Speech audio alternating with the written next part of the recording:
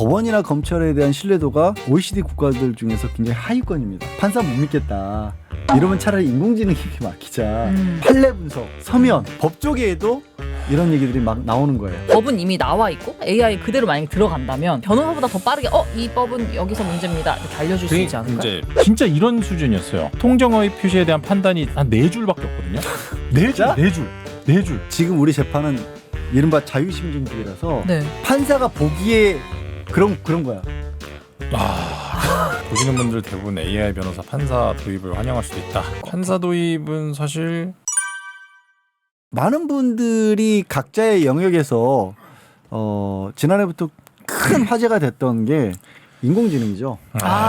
네, 지난해 특히 이제 챗GPT 나오고 생성형 AI 나오면서 오늘까지도 어쩌면 저희 방송이 나갈 때쯤은 또 무슨 새로운 소식이 나와 있을지도 모르는 그런 상황이고 이제 엔비디아가 뭐 한 2배 가 있을 수도 있죠. 네. 그리고 스마트폰도 10월, 9월에 출시되는 스마트폰들 같은 경우는 뭐 챗GPT가 기본적으로 장착이 돼서 나온다고도 하고요. 아이폰 같은 경우에는 챗GPT는 AI 중에서 생성형 인공지능의 대표적인 그 프로그램 브랜드 이름 중에 하나인 거죠. 생성형 인공지능이라고 하는 건 생성.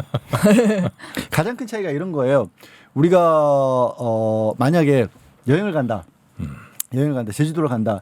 그러면 기존에는 뭐 포털 같은 데서 제주도 가면서 뭐 제주도 2박 3일 맛집 찾고 뭐 그다음에 뭐 거기서 뭐 볼거리 찾고 이랬잖아. 네. 근데 생성형 AI에게는 뭐라고 명령을 하게 되냐면 나 제주도 2박 3일 갈 건데 3일 동안 볼거리 먹을거리 타임테이블로 일정표를 짜줘봐.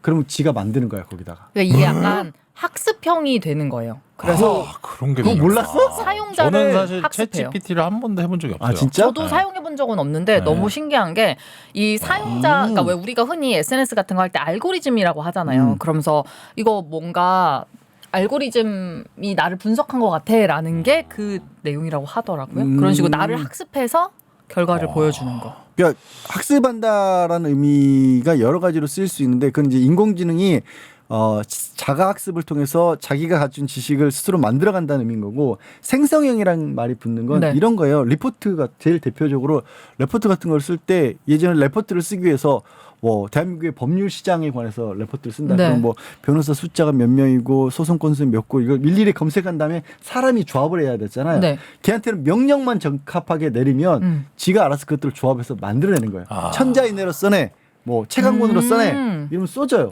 사실 저는 이제 기업들도 중소기업들 그러니까 자기네 회사의 홍보 문구 같은 것들을 따로 사람을 둬서 쓸 수 없는 그런 작은 회사들은 이미 지난해부터 쭉 그런 일반적으로 회사에서 쓰이는 문구들 다 거기서 챗GPT를 이용해서 쓰고 있고요.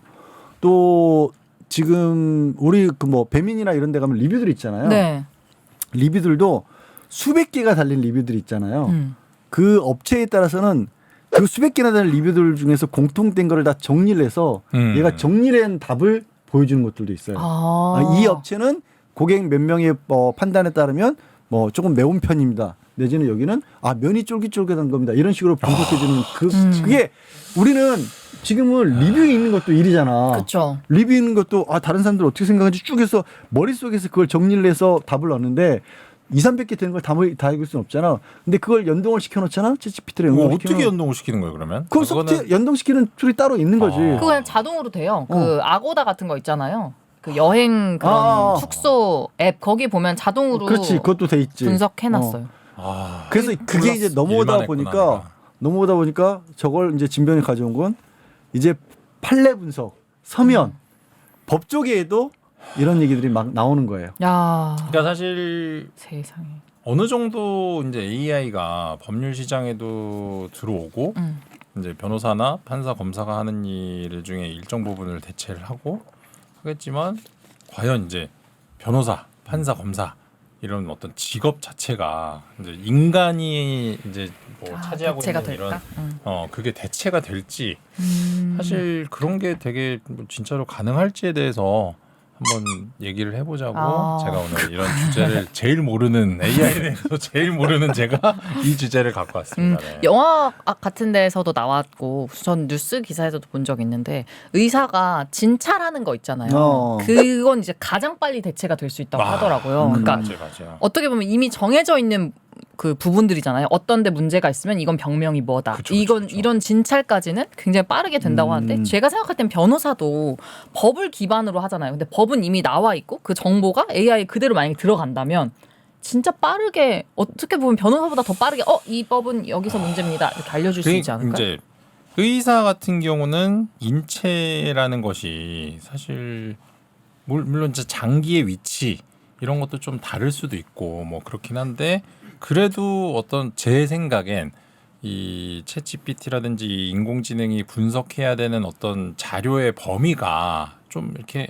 한정돼 있다고 보거든요. 왜냐하면은 CT, 뭐 MRI, 뭐 엑스레이 뭐 이런 것들로 이렇게 돼 있는데 솔직히 법률 같은 경우는 물론 판결문 이걸 분석하면 되겠죠. 근데 변호사가 하는 일이 그것만 있는 게 아니거든요.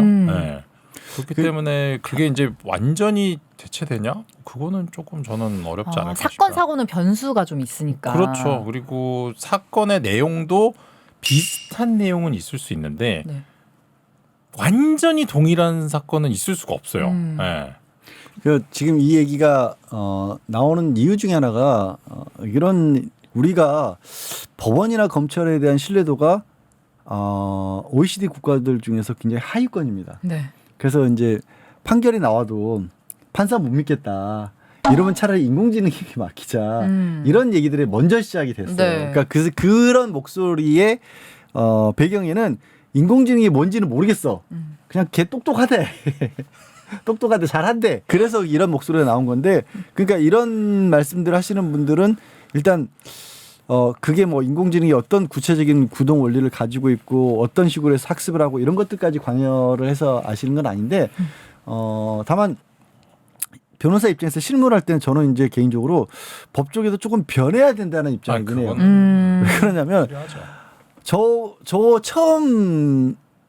처음 변호사 사무실에 이제 그때는 고용 변호사로 들어갔을 때 시도했던 게 네. 서면들을 종이가 아니라 다 이제 태블릿에 넣어서 나는 가지고 다니면서 보겠다. 라는 시도를 한번 한 적이 있어요. 처음 들어가셨을 때요? 그거는 십몇 년 전인데 그거를 와. 아이패드 1세대 때. 근데 그래서 이제 직원들한테 막 뭐 좀 충돌도 있었고. 직원들 생각에는 미친놈 때문에 내가 일이 2배로 늘었네. 왜냐면 그때는 뭐냐면 종이로 해서 다들 막 기록 막 이만한 거 다 들고 다녔었거든요. 근데 중요한 건 기록으로 넣으려면 다 스캔을 해야 되잖아요. 그럼 이따만한 걸 스캔을 해야 돼. 세상에. 네. 근데 이제 뭐 전자소송 이런 데서 뭐 스캔이 이미 되기도 하고 하는데 그때까지는 전자소송 없을 때였죠. 그러니까. 그러면 그래서 사실 직원 입장에서는 그러니까 나 편하기 위해서 그렇게 한 거네요. 엄청 이기적인 거죠. 이기주의자지. 나는 태블릿 하나로 보면 되니까. 나 편하기 위해서 그런 게 아니라 너무 그때 처음에는 사실 그 법 쪽에서 낭비되는 종이가요. 대한민국에서 가장 대표적일 거예요. 왜 그러냐면 민사소송으로 제기를 하잖아요. 민사소송이 들어가는데 원고가 본인 서면을 만들어요. 그리고 그걸 법원에 낼 때도 자기 거 하나 있고 법원에 낼 거 하나 있고 법원이 또 상대방이 피고에게 보낼 게 있어요. 하나가 더 있어요. 그러면 그렇게 해서만 끝난 게 아니라 중간에 또 서면들을 자꾸 주고받을 때마다 세부식이 만들어져요. 그리고 나서 그걸 의뢰인에게 또 보여줘야 될 때도 있잖아요. 네. 의뢰인에게 보일 때 또 만들 때도 있어요. 종이로 하죠. 종이로 하죠. 그러면 정말 막 이만큼씩 쌓여요. 그게 가끔 뉴스에도 보시겠지만 중요재판 같은 데 보면 뭐 판사들이 이만큼 쌓아놓고 있잖아요. 똑같은 게 사실은 최소한 세부가 있는 거예요. 자, 제가 이면지도 안 쓰고. 예를 들어드릴게요. 저희가 지금 하고 있는 사건 중에 작년 초에 이제 촉발됐던 뭐한 그 SG 증권 다발 그 폭락 사태 있잖아요. 그게 뭐냐면 뭐 주가 조작 뭐 이런 사건이고 사실은 지금 그 이제 회사 직원 중에 저희가 한 2명 정도를 변호하고 있거든요. 엄청 많아요. 피고인도 엄청 많고 그 자료가 이제 뭐 주식 흐름 뭐 이런 자료들도 있고 뭐 엄청 많거든요. 그 사건의 기록이 총 35만 페이지입니다. 35만 페이지. 그러면 이게 35장도 많은데. 만약에 재판, 그러니까 형사 재판 어떻게 진행되냐면 검찰이 증거를 만들어요. 일단 검찰이 35만 페이지짜리 증거를 만든 거예요. 근데 그래서? 그러려면 실제로는 한 70만 페이지 갖고 있는 거야. 그거를 만들어서 갖고 있다가 이제 그 뭐 엄청 박스로 막 쌓아놨겠죠. 그리고 나서 이제 저희가 이제 변호인으로 들어가면 법원에다가 그 기록에 대한 열람 등사 신청을 합니다. 그러면 가서 그걸 복사를 하는 거예요. 35만 페이지를. 와. 그러니까 진짜. 이거는 사실 말이 안 되는 거고, 그러면 이제 피고인들이 많으면 변호사 사무실끼리 얘기를 해요. 야, 네가 몇 나누자. 번부터 몇 번까지 하고 해서 우리 나누자. 혼자 하기 너무 버거우니까. 그리고 또 뭐 피고인이 나중에 이렇게 병합돼서 들어오면 그 사무실에 얘기해. 파시라고. 100만 원 드릴 테니까 그 기록 좀 주시면 안 돼요? 막 스캔 해놓은 거 있으면 달라. 막 이런 식으로 하고. 근데 사실 그거를 이제 복사를 하다 보면요, 진짜 뭐 일주일도 더 걸려요. 일주일이 뭐야? 한 2, 3주 걸리기도 하고. 이 얘기 이렇게 듣다 보니까 네. AI가 필요할 것 같은데. 필요할 것 같기도 해요, 진짜. 말도 그래서 안 되는. 가끔 뉴스 보다가 그런 경우 있을 것 같아요. 굉장히 중요한 사건이고 이미 잘 알려진 사건이었는데 갑자기 뭐가 새로 나왔다고 그렇게 뉴스에 나오는 경우도 있습니다. 네. 그게 왜 이런 일이 벌어지냐면 35만 페이지가 쌓이니까 그 낸 검찰도 정확히 거기에 뭐가 이제 다 파악 못하고 나가는 경우도 있고요. 네. 변호인도 보다가 나중에 이런 게 있었어 이런 경우가 생긴다니까요. 무슨 보물찾기처럼. 그리고 실제 그런 데서 예지만 형사사건의 경우에는 이게 대표적으로 누군가의 진술이 이전에 했던 얘기와 좀 달라진 부분들을 찾아내고 증거가 앞뒤가 안 맞는 부분을 찾아내는 게 중요 업무예요, 사실. 맞아요. 근데 그거 35만 페이지 찾으려면 잠깐만 이거에서 본 것 같은데 이러고 있거든. 안 돼. 불가능하죠. 근데 이거를 AI에게 놓으면 그거 너무 좋겠다. 근데 얘는 쫙 찾아내는 거지. 진짜. 근데 너무 좋겠다. 웃긴 게 지금 사람들은 AI를 그렇게 쓰고 싶어 하잖아요. 그런 이제 내가 하기 힘든 일, 잡다한 일을 쓰게 하고 싶잖아요. 근데 정작 기사에 나온 게 언론사에서 이제 기사를 썼는데 가장 대체되기 쉬운 직업들이 이렇게 지식이 있는 직업들 있죠. 지식을 가지고 쓰는 의사, 변호사 이런 사람들이 대체가 되고 오히려 몸을 쓰는 그런 귀찮은 일 있잖아요. 반복 학습 이런 것들은 AI에게 대체가 안 되더라고요. 더러운 일, 3D 이런 것들. 근데 그거의 반론이라기보다 그렇게 말씀하시는 이유가 조금 전에 말씀드린 그런 이유 때문에 그게 대체될 수 있다고 하는데 문제는 이런 거예요. 그게 어디서 어떤 것들이 필요한지를 결정하는 몫을 그렇죠. 누가 하느냐. 그렇죠. 뭐를 찾아라고 명령어를 낼지. 예를 들면 그 의사 AI도 진단은 할 수 있으나 어디를 어떻게 수술해라 이런 것들은 아니 이제 의사가 해야 어디를 된다? 진단해야 된다는 말을 못 하는 거야. 이게 변호사 그 기록 35만 페이지에서 뭐가 문제되는지를 찾아라는 말을 못 한다는 거야. 지시 개인은. 자체를. 그러니까 지금 인공지능과 관련해서 저도 개인적으로 관심이 많기 때문에 네. 그쪽 전문가분들하고 좀 얘기를 해보고 하면 가장 이 인공지능 시대를 맞이할 때 준비가 돼 있는 사람과 안 돼 있는 사람의 차이는 프롬프트가 깜빡일 때 거기에 뭐를 써놔야 될지를 아는 사람과 모르는 사람이라는 거야. 그럼 AI를 사용하는 사람이 돼야 된다는 그렇지. 말이네요. 근데 너 챗GPT 안 써봤어? 응, 안 써봤어. 둘다안 저는 써봐. 이제 써보려고요. 써보려고? 네, 써보려고. 그러니까 나도 진짜. 2번, 3번 정도 써보고 있는데 요즘에는 이제 나 책 작업을 하잖아. 네. 어떤 식으로 얘를 쓰게 되냐면 옛날에 회사 다니면 둘 다 또 회사는 안 다녀봤구나. 일반 회사를. 회사 다니면 회사의 상사들이 욕먹는 가장 전형적인 사례 중에 하나가 부하 직원 입장에서는 내 아이디어를 훔쳐갔다라고 보이는 경우도 있어요. 굉장히 싫어하죠. 근데 사실 직장 상사 입장에서는 뭐냐면 무슨 어떤 기획을 하나 해야 되는데 그냥 맨 땅에서 기획을 하는 것과 뭔가 이것저것 소재가 있을 때 뭐 직원들 5-6명이 쭉 냈을 때 하나를 보면 야 이건 엉망이야 이게 말이 돼? 라는데 5개를 보다 보면 뭔가가 떠오른단 말이야. 네. 정리를 그런 식으로 될 수 있다. 내가 요즘 책 쓸 때 챗GPT한테 먼저 말을 걸어. 나 청소년 중학생용 책 형법에서 형사소법에서 뭐 구속적부심 관련해서 쓸 건데 무슨 내용을 가지고 청소년에게 다가갔으면 좋을까라고 쓰잖아. 그러니까 쫙 정리를 해줘. 몇 초 안 걸려. 근데 그걸 그대로 옮기는 건 책이 아니지. 근데 그걸 보면 내가 이런 부분을 가지고 써내려가면 되겠구나가 떠올라. 이런 식으로 응용 시작한 사람들 되게 많아요. 근데 이렇게 사용했을 때 나는 챗GPT한테 물어서 이렇게 활용했다라고 출처를 밝히면 되잖아요. 근데 그런 상사들은 부하 직원 아이디어를 써놓고 출처를 안 밝히는 게 그건 문제죠. 이제 그게 뭐냐면 날름하고 하잖아. 그게 그냥. 그렇게 날름하는 사람도 있긴 하지만 실제 상사 입장에서 봤었을 때는 뭐가 필요한지를 지시해서 누구에게 그 일을 맡기는지가 더 중요한 상사의 역할일 수 있다는 거야. 그러니까 네 거도 내 거다. 그러니까 내가 시켰으니까 내 거다. 아니 못된 상사가 되라는 얘기가 아니라 어느 직원이 어떤 일을 잘할 수 있다는 걸 알고 있으면서 1차 아이디어를 그쪽에서 얻는 게 사실은 회사에서도 그런 식으로 돌아가는 경우가 되게 많아. 근데 밑에 부하 직원 입장에서는 항상 자기 아이디어를 빼간다라고만 생각할 수 그치, 있다. 억울해하죠. 실제로 그런 나쁜 상사도 있어요. 근데 그렇지 않은 경우도 많다라는 거야. 그래서 말씀드린 것처럼 변호사가 됐든 판사가 됐든 저는 1차적으로는 대체는 안 되고 근데 이런 경우는 있죠. 우리 이제 사실 주변도 알겠지만 그냥 어쏘 변호사들도 막 편하게 쓰는 경우들도 있잖아요. 그쵸. 근데 어쏘들이 써는 것들을 그대로 쓰는 경우도 있지만 어쏘들로부터 아이디어만 얻는 경우도 있거든요. 그런 단순한 업무의 그런 변호사들은 또 정제가 될 수도 있겠죠. 아 그런 경우는 다 대체가 될 수 그러니까 있겠네. 어설픈 전문가들은 대체가 되는 거죠. 저는 사실 이제 뭐 PD님이 보시는 분들 대부분 AI 변호사 판사 도입을 환영할 수도 있다.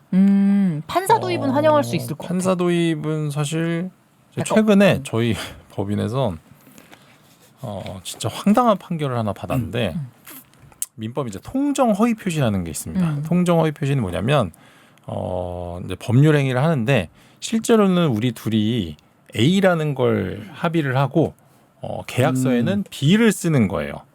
그래서 둘 다 마음속으로는 A지만 B를 썼어. 계약서에 B가 나왔단 말이야. 그럼 이 B에 대한 계약서는 무효거든요.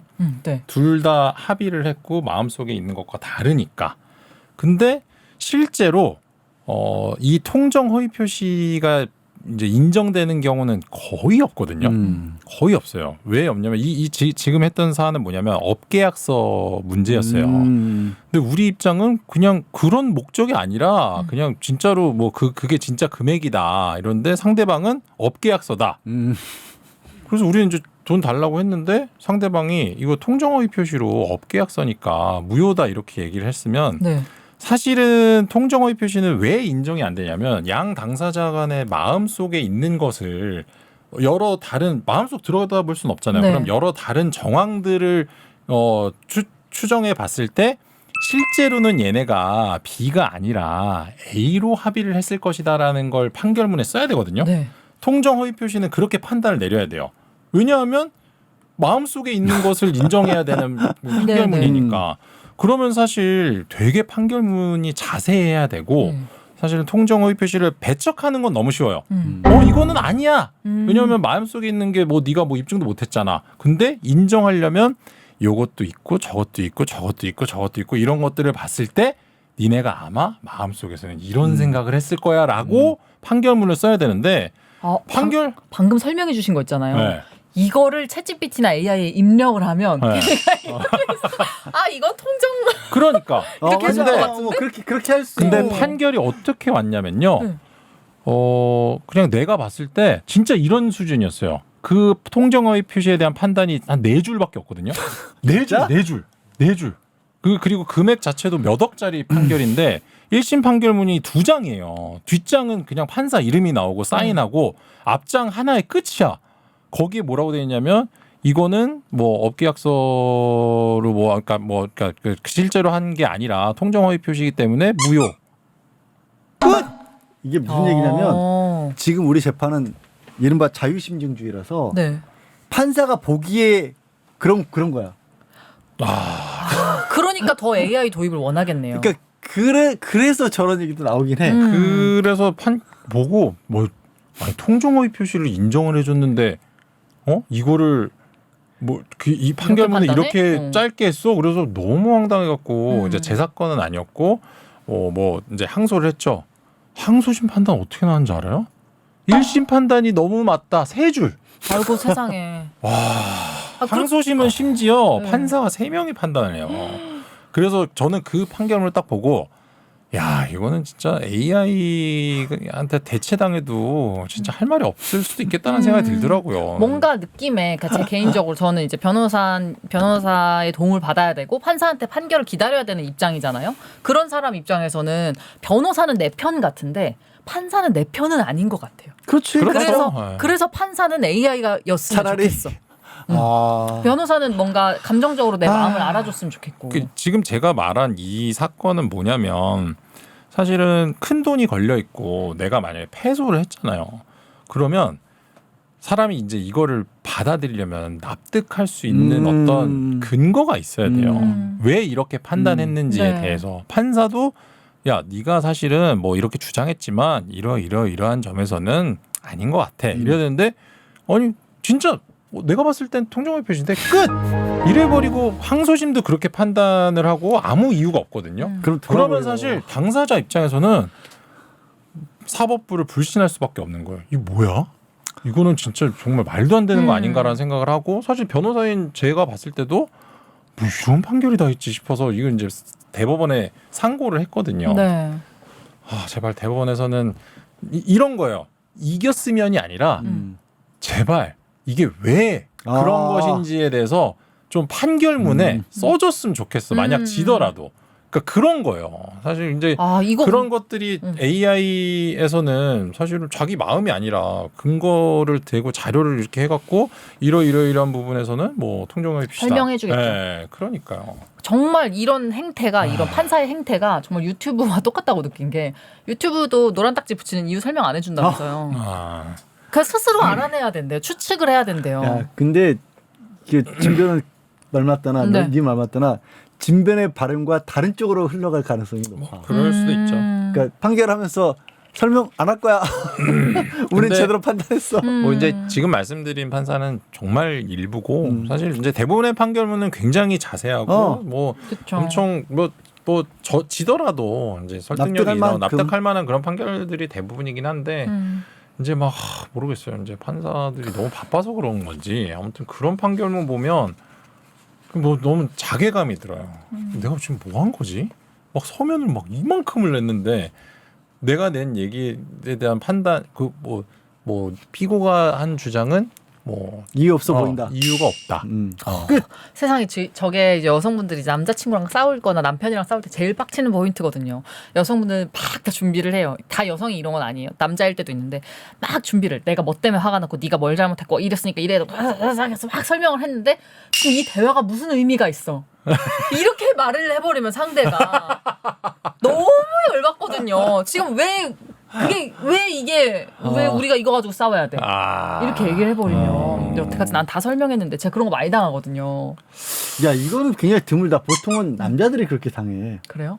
여자들이 그렇게 당하는 경우는 왜 별로 이거 없어. 가지고 싸우는 거야 이러면서?